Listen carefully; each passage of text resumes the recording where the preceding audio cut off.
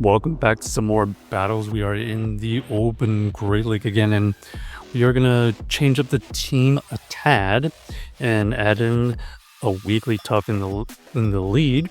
So we're gonna use Wigglytuff, Gastrodon, and the Shadow Typhlosion in the back. Let's see how this works out. So we got the Wiggly / Gastrodon core. Those two protect each other quite well. And we just have Typhlosion to try to get that little energy advantage for bat leads. Mirror Wigglytuff here, and we are gonna...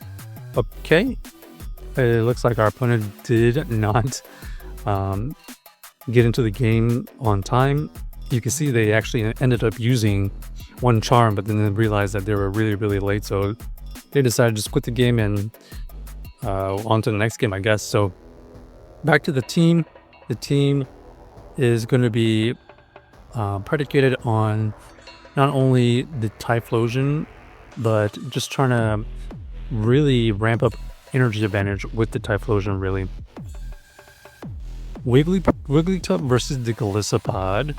They do not want this matchup, so they swap out. Most likely they're running the Shadow Claw version, and we have another quick game here as they realize they're just getting hard countered, and we are just finding some great scenarios right now. Fortunate for us, unfortunate for them. They just had two Pokemon that we just aligned up really well against, but that last team of Golisopod and I believe it was the Morpeko makes sense. Okay, here we go. Terrible lead, and we go into the Typhlosion. Typhlosion gets met with a Gastrodon, so we are getting RPS'd on the opposite end. We are going to be able to fire off one Blast Burn and one Incinerate. So considering the matchup was really horrible, we at least get this Gastrodon into the red. And we elect to go into our own Gastrodon because we believe we want the energy advantage for whatever they bring back in, because our lead is in a horrible situation and we have gone from bad to worse because we have no super effective moves, and now they can just swap out when we swap out. So unfortunately for us, they were running an ABA flying team, perfectly aligned against ours as the RPS roulette continues. Wigglytuff versus the Talonflame with a little bit of energy advantage is actually not horrible. The problem is, even if we get this low enough for farm down with our own Gastrodon, the Gastrodon has no play against the Jumpluff, so that's the predicament we are in right now. We are just going to fire off this Body Slam to see if this even KOs from this range. At this point, yeah, they're just going to be able to come back in here with the Jumpluff and win the game. But even if we had Water Pulse, Earth Power, it doesn't matter what it is. We just do not have enough energy to fire enough Body Slams to even get that close. So everything kind of misaligned. Everything, unfortunately, just got answered really hard on every street. Okay, on to the next game. Let's see what we find. Can we get a neutral lead instead of all these really positive matchups or really negative matchups? All right, now we have Wigglytuff versus Greninja. Okay, this is a really good lead for us. So here we go again. Our opponent elects to swap into their Dusclops. I mean, this is not actually a true answer to the Wiggly, so we're just going to stay in and continue firing off some charms. We are going to fire off the Icy Wind here. This Icy Wind will not KO, but it will debuff their attacks.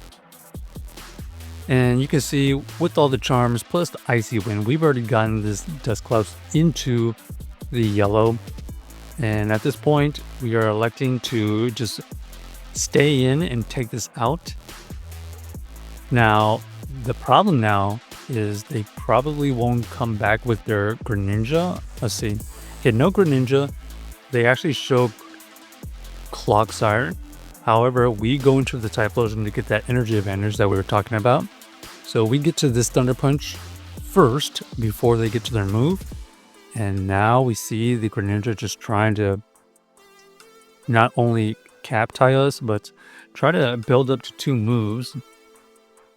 We elect to let it go because we still have this Wigglytuff, and we do sneak in one of those charms. The charm will do a significant amount of damage.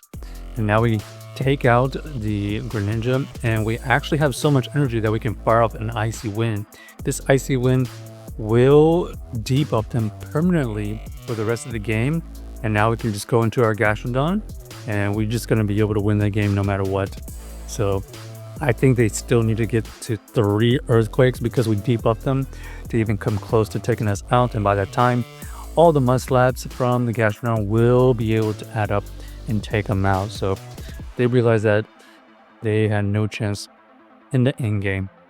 Ooh, not a great lead here.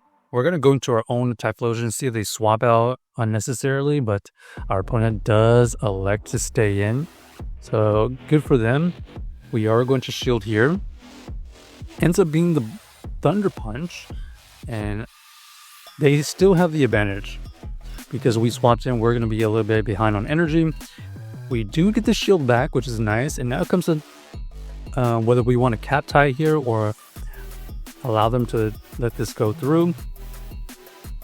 Looks like we are going to just let it go, and at least it's in the yellow. So we're going to come in with the Gastrodon, and then we're going to flip into the Wiggly once they reveal Cradily. The Cradily at least is not running Acid Fast move. However, they do get that debuff, and that's going to be unfortunate for us. Ooh, unfortunately, they are going to be able to get to this move. We really needed to fire off that Icy Wind before that potential cap tie. We are going to be able to get this Icy Wind, but because we were double debuff, it comes nowhere close to taking us out. And because they did debuff us, they survived with Sliver of Health because our Icy Wind did not do enough damage.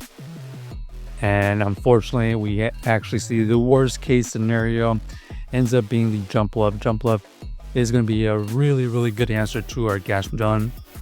Now, could we have swapped into the Gastrodon first and probably baited out this Jump Love and then possibly win the game? We'll never know, but we try to get a little bit tricky with them, but they played it pretty well. So check out the team if you haven't already, and let us know if you enjoy the video.